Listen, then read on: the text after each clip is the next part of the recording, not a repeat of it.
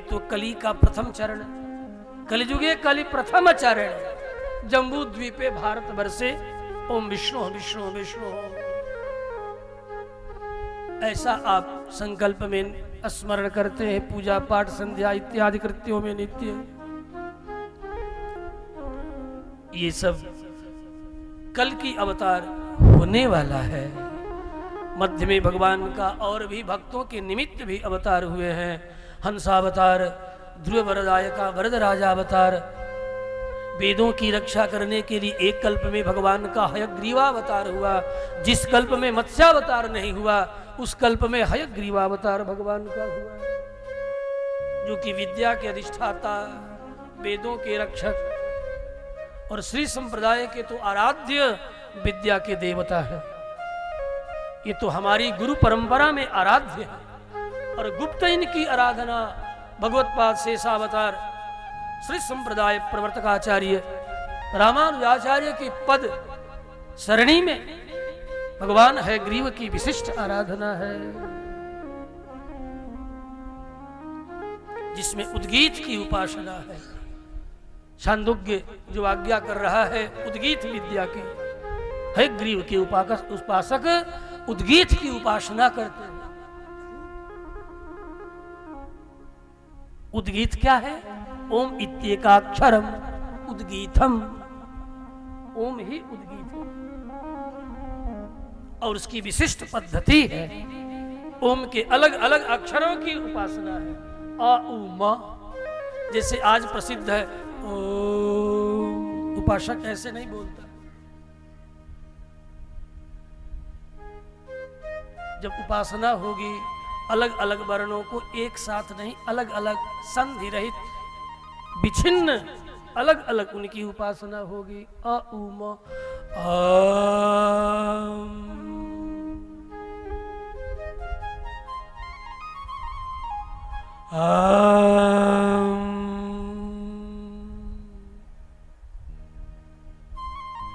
उद्गीतम इत्युपासते तद ब्रह्म तद विजिज्ञासस्व। उस उद्गीत की उपासना करो। तो क्योंकि तस्य वाचकः प्रणवः, पातंजल योग सूत्र, उसका वाचक प्रणव है और प्रणव उद्गीत है। इसलिए उसके द्वारा उसका उद्गान करो, उसका स्मरण करो, उस शब्द ब्रह्म के द्वारा उस परमात्मा को पुकारो। क्योंकि शाब्दे ब्रह्मणि निष्णाते परम ब्रह्मा विधीयते। शब्द ब्रह्म की उपासना करोगे तो क्या ये दुनिया भर की किताब, बस एक उद्गीत की उपासना में सारे शास्त्रों का तात्पर्य उसी में आ जाता है। श्री कृष्णचंद्र भगवान की इस प्रकार भगवान के अनंतावय अवतारा, अनंत अवतारों में 24 तत्व प्रकृति के, इसलिए भगवान का 24 अवतार की गणना सुत जी ने सौनकादि मुनियों को सुनाते हुए कहा। एते चांस कलाः पुंसः कृष्णस्तु भगवान स्वयं इंदारि व्याकुलं लोकं मृडयन्ति जुगे जुगे।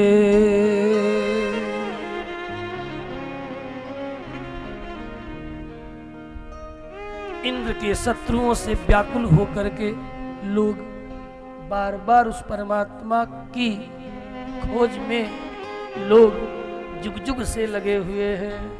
इंद्रारि व्याकुलम लोके, इंद्रारि राक्षस दैत्य, व्याकुलम लोके मृडयन्ते मृगयन्ते अन्वेषयन्ते, जुगे जुगे जुग जुग में उस परमात्मा को लोग ढूंढते रहते हैं, खोजते रहते हैं।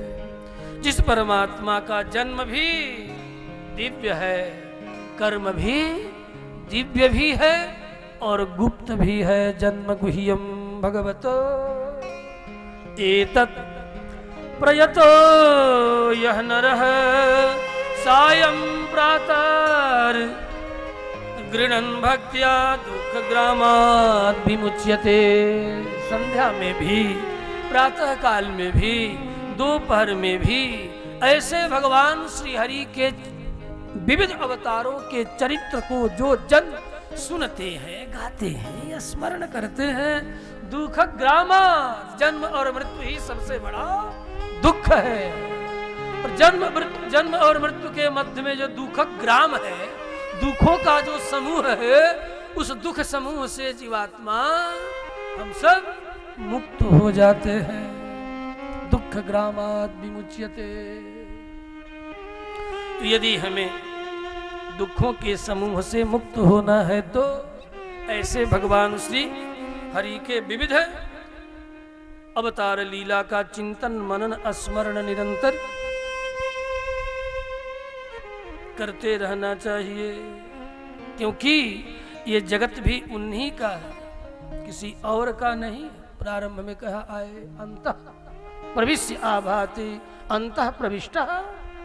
जो जड़ में भी प्रवेश और चेतन में, हम सब जीवों के जीव जो चेतन है, इस चेतन में भी प्रवेश करके तभी तो यतः जन्मादि, जिसके द्वारा जन्म, किसके द्वारा जन्म का इन सब को हेतु बना लेते हैं भगवान। इसीलिए मानसकार कहते हैं कि इदम इत्थम कही जाए न सके। अरे भगवान किन किन कारणों से आते हैं, क्या इस चक्कर में पड़े। दो चार कारण बता दिए, इतने से संतोष करो। उनके अब कारण के विषय में ज्यादा मत पड़ो। जब जब हो धर्म की हानि, ठीक है, मोटी मोटी बात है। बाढ़ ही असुर अधमी व विमानी, ये भी मोटी बात है। सीधा ही विप्रधेन उद्धव सुरधरनी, ये भी मोटी बात है। ये सब मोटी मोटी बात है। लेकिन ये सोचोगे कि यही कारण है, यही कारण का, ये कारण हम जीवों की प्रार्थना सुनकर के परमात्मा हमें लीला की पात्रता से हटाकर कृपा की पात्रता देने के लिए वह परमात्मा स्वतः लीला का पात्र बन गया। इसलिए आ गया। इसलिए वेदांत सूत्र कहता है, क्योंकि श्रीमद् भागवत वेदांत सूत्रों की विवृति है, व्याख्यान है। और वह कह रहा है लीला तु लोकवत कैवल्यम लीला। वह परमात्मा जीवों पर कृपा करने के लिए स्वतः लीलाधारी बन गया। लीलाधारी भगवता।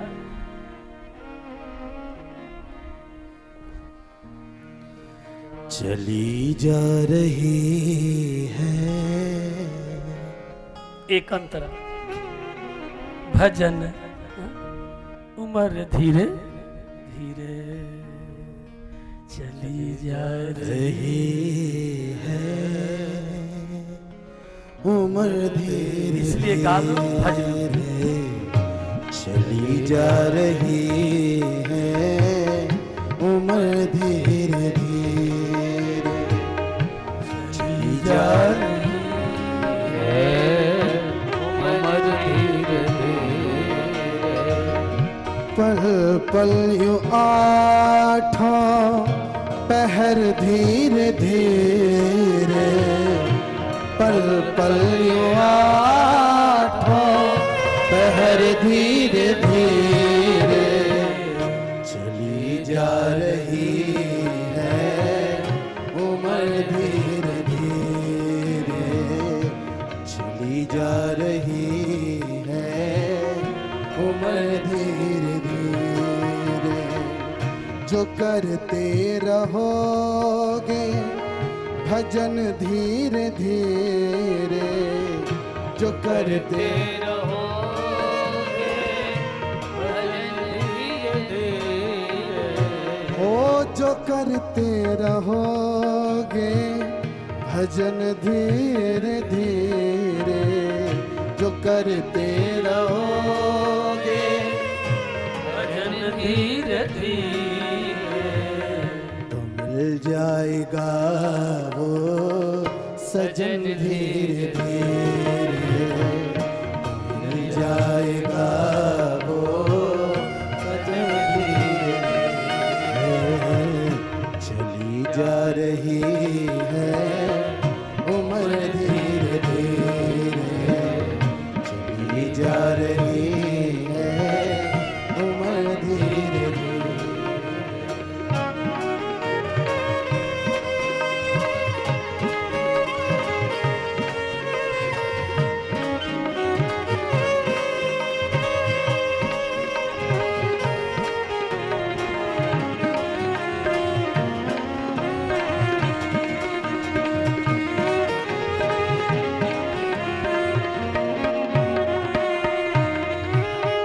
तेरे हाथ पाँव में बल ना रहेगा, तेरे हाथ पाँव में बलना रहेगा, तेरे हाथ पाँव में बल ना रहेगा, तेरे हाथ पाँव में बल ना रहेगा।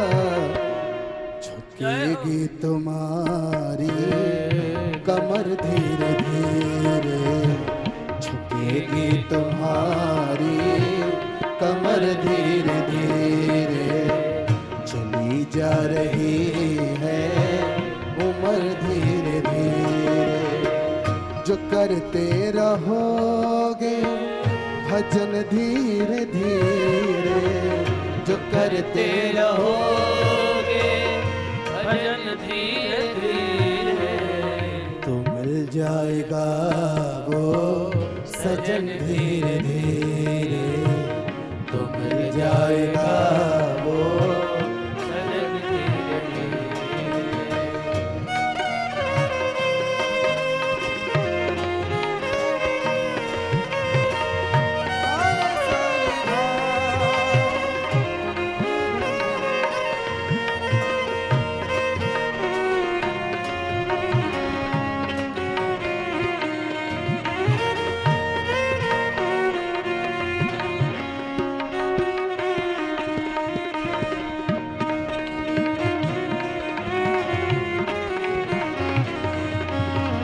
चली जा रही है उम्र धीरे धीरे, चली जा रही है उम्र धीरे धीरे, उम्र धीरे धीरे, उम्र धीरे धीरे।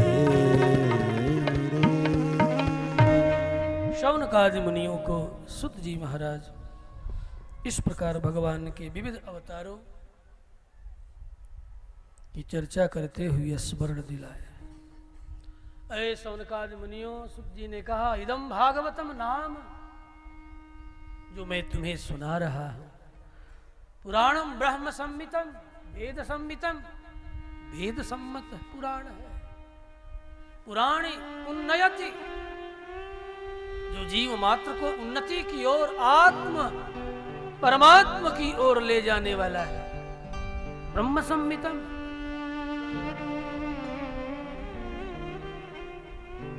वेद समर्थित है, ब्रह्म नाम वेद, वेद सम्मत है। ये कोई सामान्य नहीं है।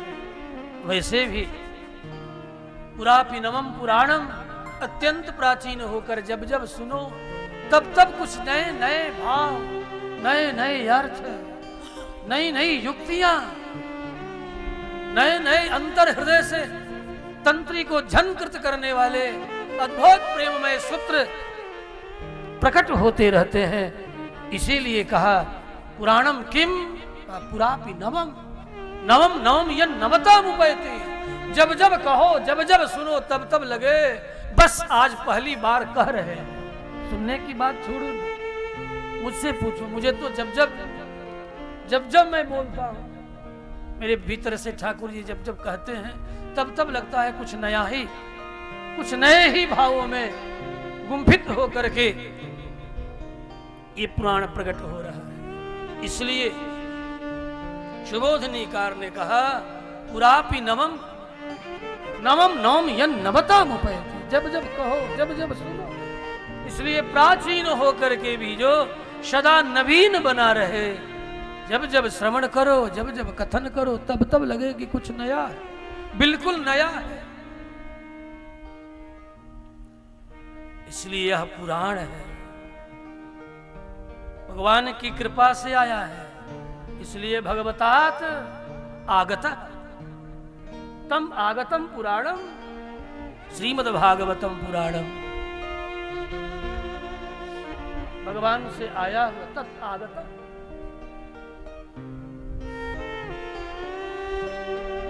तस्मात् आगतम पुराणम तस्मात् परमात्मना श्री कृष्णचंद्रेण सुखदेवेन सुखमुखाद आगतम।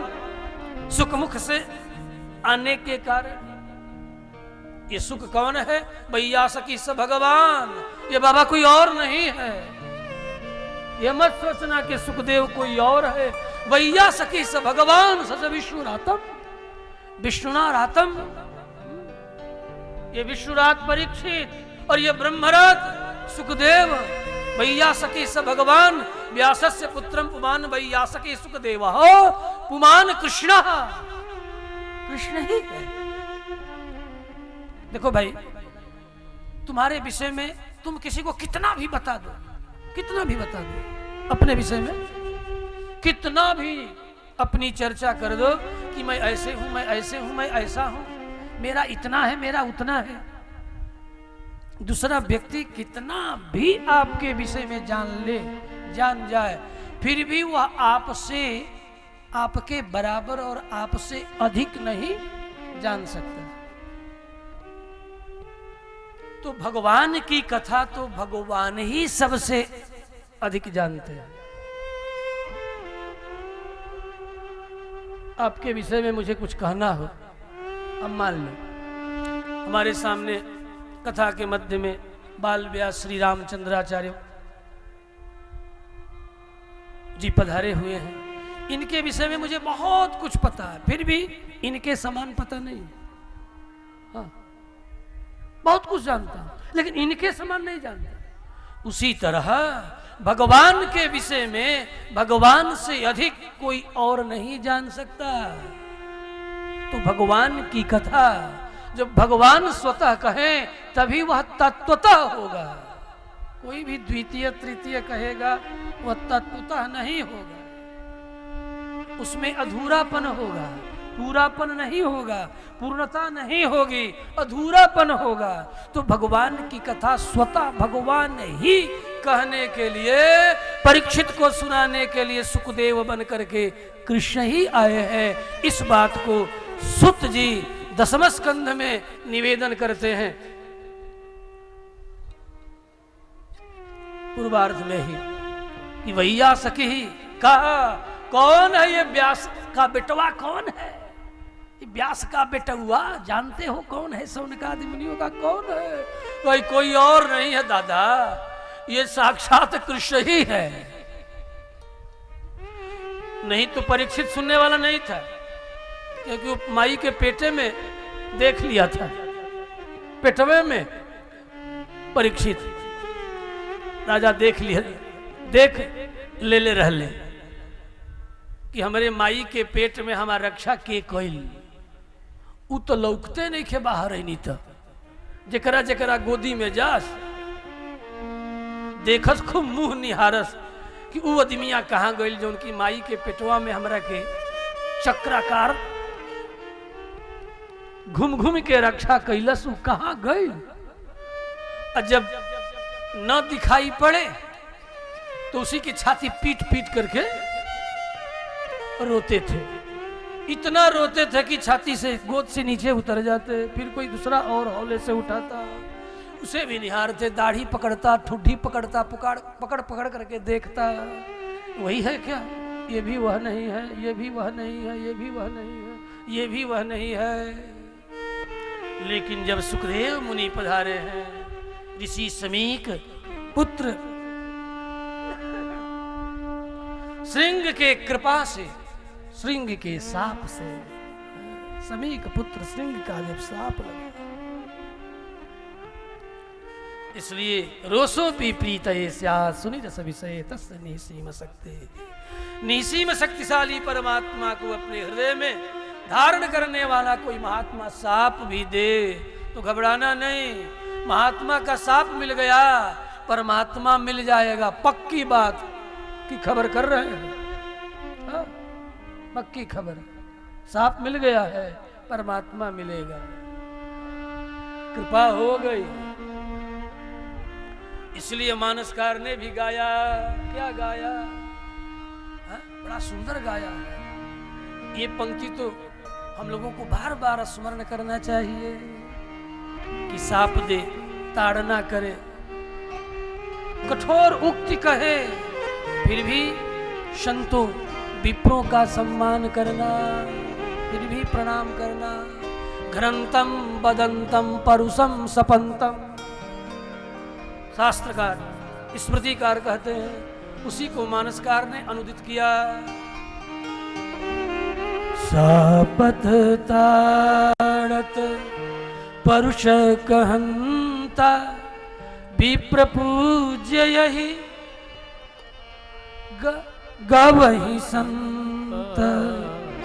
सापत ताड़त परुष कहंता विप्र पूज्य यश गावहि संता। सापत ताड़त परुष कहंता विप्र पूज्य यश गावहि संता।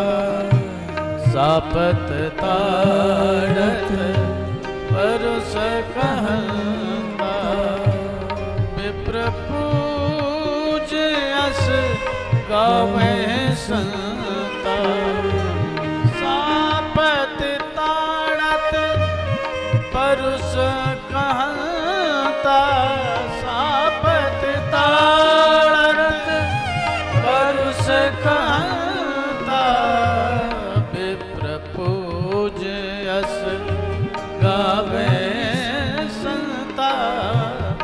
विप्र पूज्य यश गावहि संता। सापत ताड़त परुष कहंता। सापत ताड़त परुष कहंता विप्र पूज्य यश गावहि संता। साप दे तब भी, ताड़ न करे तब भी।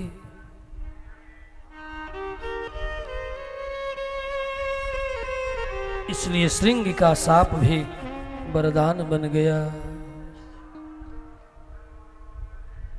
शौनकादि मुनियों ने कहा, ये सब कैसे हुआ?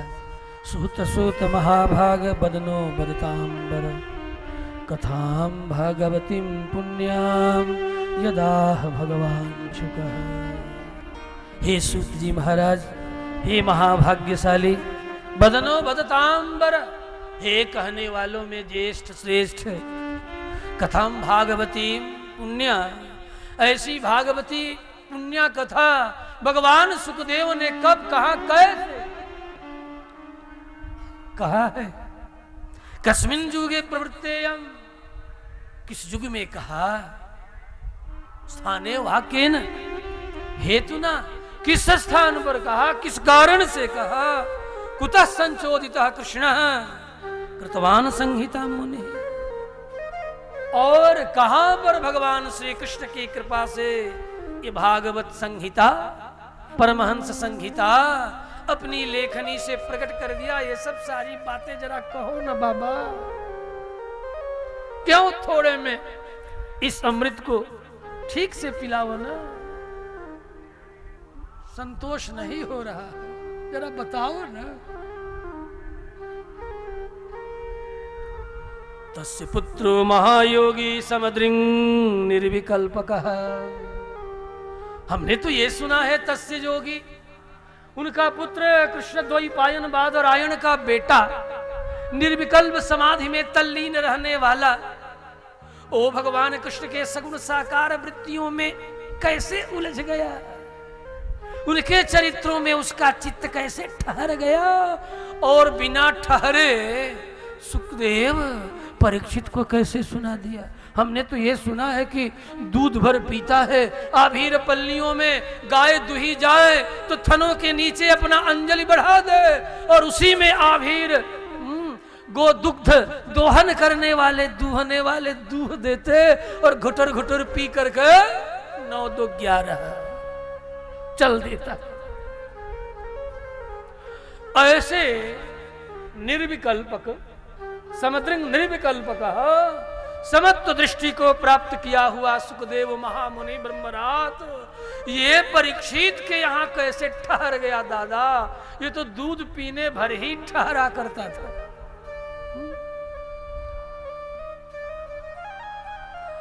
जल्दी उसे उन्हें कोई पहचान भी नहीं पाता है। जंगलों में रहना, जंगली के तरह रहना, उन्मत्त मूक जडवन विचरण गज साहवय। ओ कैसे हस्तिनापुर के निकट गंगा के किनारे किनारे कहां से किधर से आ गया दादा? हे सुत जी महाराज, आप कृपा करके कहो ना। हमने तो सुना है कि अपने जन्म के बाद जंगल और पुनः बहुत प्रयत्न के बाद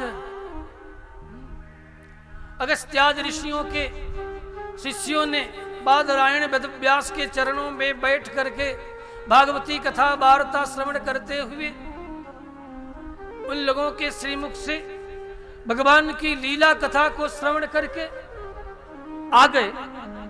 अहो बकीयम स्तन कालकूटम, अरे मैं तो व्यर्थ ही निर्विकल्प परमात्मा के आनंद में डूबा था। देखो देखो, उससे तो अधिक आनंद है सविकल्प परमात्मा के रूप छवि सौंदर्य लीला धाम इत्यादि के चिंतन मनन स्मरण करना। जंगल छोड़ करके गुरुदेव के पिता के चरणों में आ गया और ज्यों ही भागवती वार्ता इदम भागवतम नाम पुराणम ब्रह्म संगीतम श्रवण किया। श्रवण करने के बाद तामस पुराणों के अनुसार मां अरणी ने कहा, बेटा तेरे पुत्र का मुख देखना चाहती हूं। वहां तो 9 बेटों की चर्चा है, लेकिन सात्विक विष्णु और भागवत में ऐसी कोई चर्चा नहीं। मैं सबकी वंदना करता हूं। तामस की अपेक्षा राजस पुराण ज्येष्ठतर है और उसके अपेक्षा सात्विक पुराण विष्णु भागवत पद्मादि सात्विक पुराण है। इन सात्विक पुराणों में भी अंतर है। विष्णु पुराण और भागवत पुराण परम सात्विक पुराण है, या कहूं शुद्ध सत्व संपन्न पुराण है, चिन्मय पुराण। शुद्ध सत्व अर्थात इस लोक का है ही नहीं। दिव्य मंगलमय विग्रह जैसे भगवान का है, वैसे ही श्रीमद् भागवत का विग्रह भी दिव्य मंगलमय है।